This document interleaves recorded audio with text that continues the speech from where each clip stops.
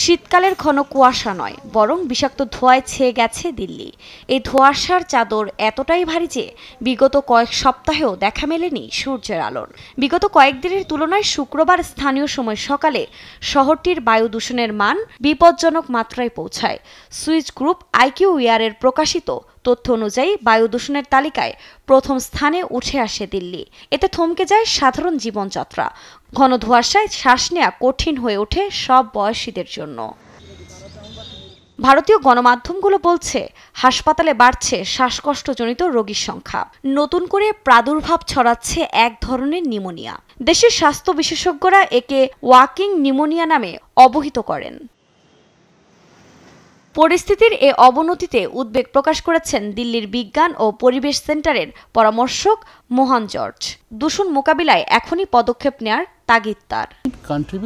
বর্তমান অবস্থার জন্য যানবাহনের ধোঁয়ার পাশাপাশি কৃষি বর্জ্যগুলো সমানভাবে দায়ী। চাষাবাদ শেষে জমি দ্রুত পরিষ্কার করতে বর্জ্যগুলো তারা পুড়িয়ে ফেলে। এতে ভারী ধোঁয়া অতিরিক্ত মাত্রায় দূষণ ঘটাচ্ছে। গত কয়েক বছরে এটি থামানোর চেষ্টা করেও সুফল আসেনি।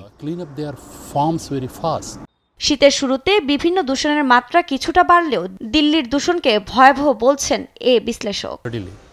সরকারের হাতে এমন কোনো জাদুর কাঠি নেই যে নিমিষেই সব ঠিক করতে পারবেন। হাত গুটিয়ে না থেকে দ্রুত ভয়ানক পরিস্থিতি থেকে মুক্তির পথ বের করতে হবে।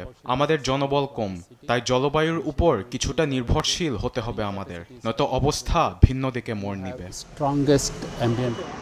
দিল্লি ছাড়াও তাজমহল, সিকিমে মন্দিরের পাশাপাশি অমৃতসরের স্বর্ণ মন্দির এলাকায়ও একই অবস্থা। চারদিক ঘন ধোঁয়াশায় আচ্ছন্ন।